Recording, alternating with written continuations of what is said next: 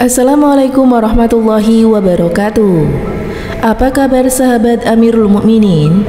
Semoga semua dalam lindungan Allah Subhanahu wa taala. Abdullah bin Sabah Al-Himyari atau Ibnu Sabah adalah tokoh abad ke-7 yang kontroversi dalam sejarah Islam. Ia sering dikaitkan dengan sekelompok pengikut yang disebut Sabaiyah. Jati diri Abdullah bin Sabah diperselisihkan.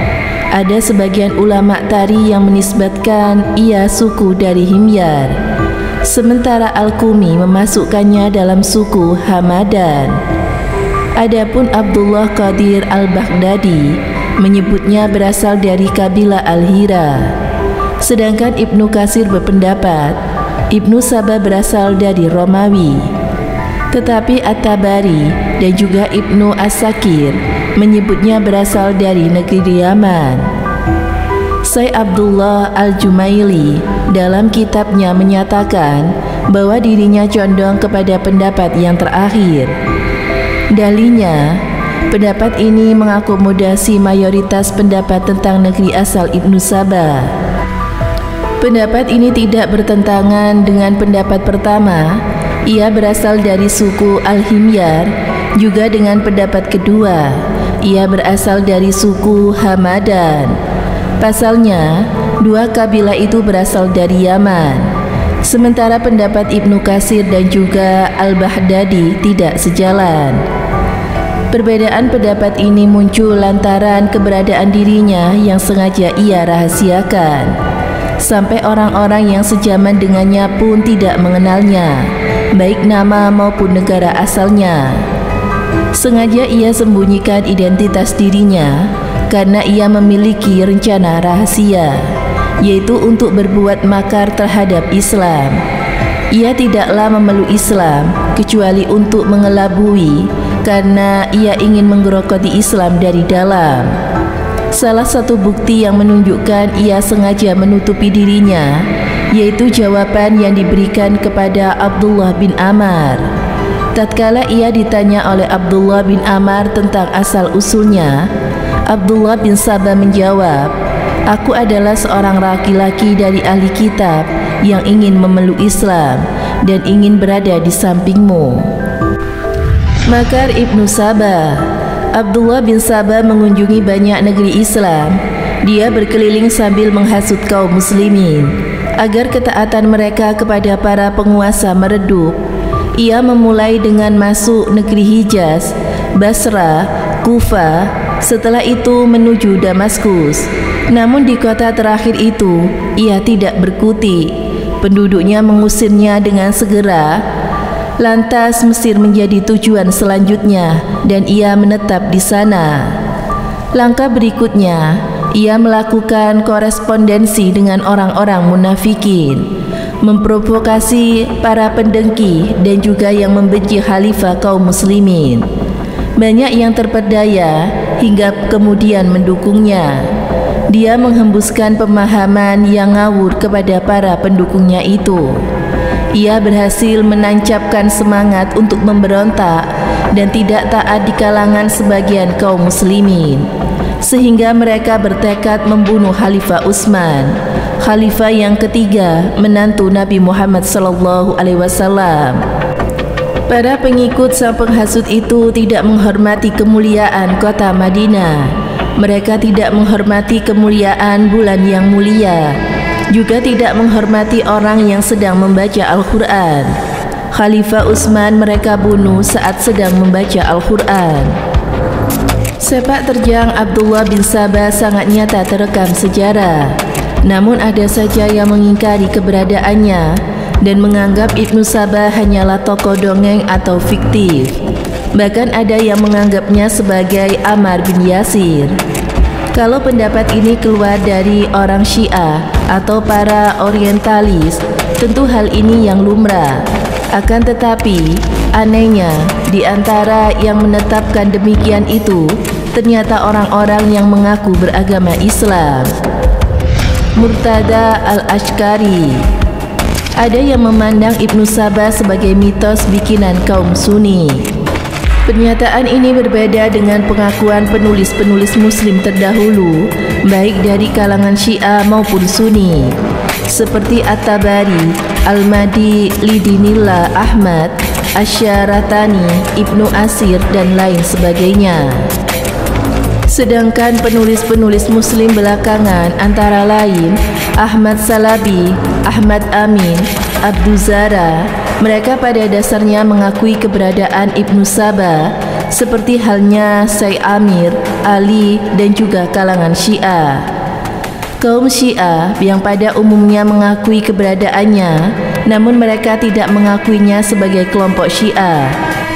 Dalam kaitan ini, Ahmad Salabi menandaskan adanya sebuah buku yang berjudul Abdullah Ibnu Saba yang ditulis oleh dekan Fakultas Uzhuluddin di Iran, Mustada Al-Askari. Pengarang buku ini mencoba membuktikan keberadaan pendapatnya dengan sebagai alasan atau argumen. Menurut pendapatnya, bahwa Abdullah Ibnu Saba yang ada di dalam sejarah Islam itu hanya cerita bohong. Cerita itu telah diciptakan oleh seorang yang bernama Syaif Ibnu Umar yang meninggal 170 tahun sesudah Hijriah. Riwayatnya ini bertentangan dengan kebanyakan riwayat yang lain. Tampaknya penulis buku tersebut juga membawa kebohongan. Yang penting, demikian Ahmad Salabi bukan masalah nama, akan tetapi keberadaan tokoh sesat dan juga menyesatkan itu memang benar-benar ada. Demikianlah komentar Salabi menanggapi pendapat di atas dalam bukunya yang berjudul Mausu'atut Tarikh Al-Islami wal Hadaratul Islamiyah. Selain Hukaim bin Jabala, Asy-Syitar An-Nakai, Muhammad bin Abu Bakar, dan juga Muhammad bin Abu Huzaifah, nama Ibnu Saba adalah tokoh paling kontroversi dalam sejarah Islam. Ia dan juga kaumnya dikenal menyulut gerakan pemberontakan terhadap Khalifah Utsman, yang dengan pemikirannya bola api fitnah terus bergulir ke masa Khalifah Ali dan juga Khalifah Hasan. Tapi, bagaimanakah akhir hidup Yahudi berkulit hitam ini? Riwayat populer menerangkan bahwa Khalifah Ali bin Abi Thalib menghukumnya dengan membakar ia dan juga kroni-kroninya, yang lantas diprotes oleh sepupu Ali, Abdullah bin Abbas, sang penerjemah Al-Quran. Abdullah menyatakan, "Jika aku menjadi kamu, aku tidak akan melakukan hal itu." Ini sebagai teguran hukuman mati dalam Islam tidak boleh dengan membakarnya. Membakar adalah hak Rabbul Izzah. Tapi dinukil dari Ibnu Taimiyah, Kitab Syarin Al-Maslul Jilid 3, dan juga Abu Abdullah Az-Zahabi dalam Sindu An-Naba, bahwa Khalifah Ali mengasingkan Ibnu Saba ke Madain Kisra di selatan Baghdad. Besar kemungkinan hal itu dilakukan setelah Ali membakar orang-orang yang menuhankan dirinya. Yang menghembuskan pemikiran tersebut berasal dari Ibnu Saba dan juga kroni-kroninya. Ibnu Saba berakhir hidupnya dalam terasingan hingga mati. Zarir bin Hais pergi ke Madain setelah peristiwa terbunuhnya Khalifah Ali bin Abi Thalib oleh Ibnu Muljam. Ternyata di Madain Jarir bertemu dengan Ibnu Saba. Zarir mengabarkan bahwa Khalifah Ali telah wafat terbunuh, namun Ibnu Saba malah mengingkari kematian Ali. Sebenarnya, Khalifah Ali hendak menjatuhkan hukuman mati bagi Ibnu Saba, namun ada yang berkata pada Ali, "Jangan sampai dia atau Ibnu Saba tinggal di negeri yang ada di dalamnya aku."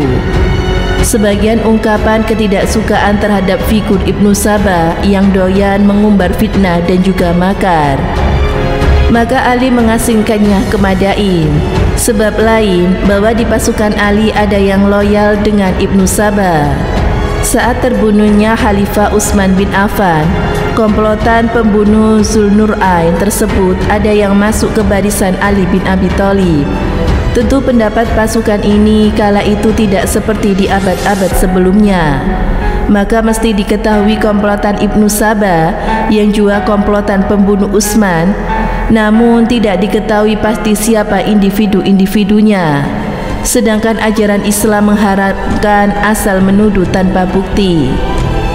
Terkait tidak memungkinkannya menghukum mati Ibnu Saba, Ali berujar, "Siapakah yang dapat menaklumiku terkait orang hitam itu atau Ibnu Saba yang mendustakan Allah dan juga Rasulnya, jika bukan karena dia telah keluar menemui sekelompok orang yang mengumumkan permintaan suka kepadaku, sebagaimana aku diserukan terhadap darah penduduk Nasrawan atau melawan Khawarij.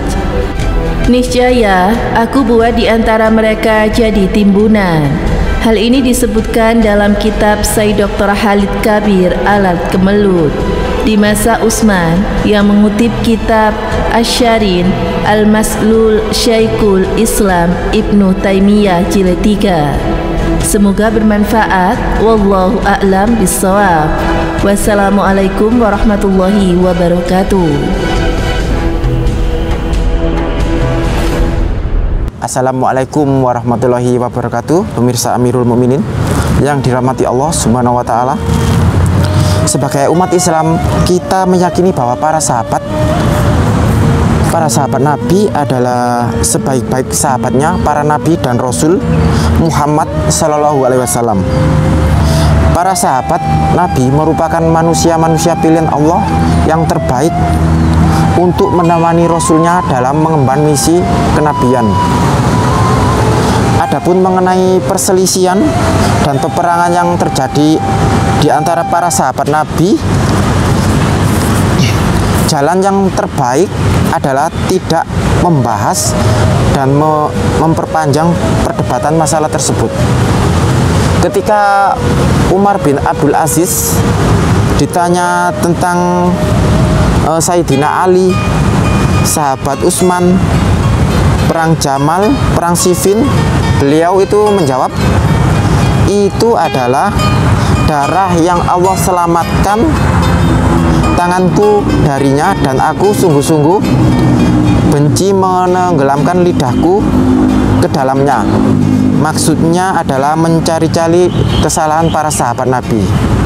Rasulullah SAW dalam hadis juga mengatakan larangan untuk mencela sahabat beliau. Kita tidak meyakini bahwa para sahabat Nabi itu terbebas dari segala dosa, karena yang masum atau dijaga Allah dari dosa hanya Nabi Shallallahu Alaihi Wasallam. Tetapi kelebihan dan keutamaan para sahabat dalam beribadah dan berjuang di jalan Allah menyebabkan Allah mengampuni dosa-dosa mereka. Karena itu umat Islam harus bersikap hati-hati dan waspada terhadap mereka yang ingin memunculkan keraguan terhadap para sahabat Rasulullah ini. Karena Allah telah menyebut mereka dalam Al-Quran sebagai sebaik-baik umat, dan Rasulnya telah menyebut mereka sebagai ahli surga yang dosanya telah diampuni Allah Subhanahu wa taala. Semoga memberi manfaat.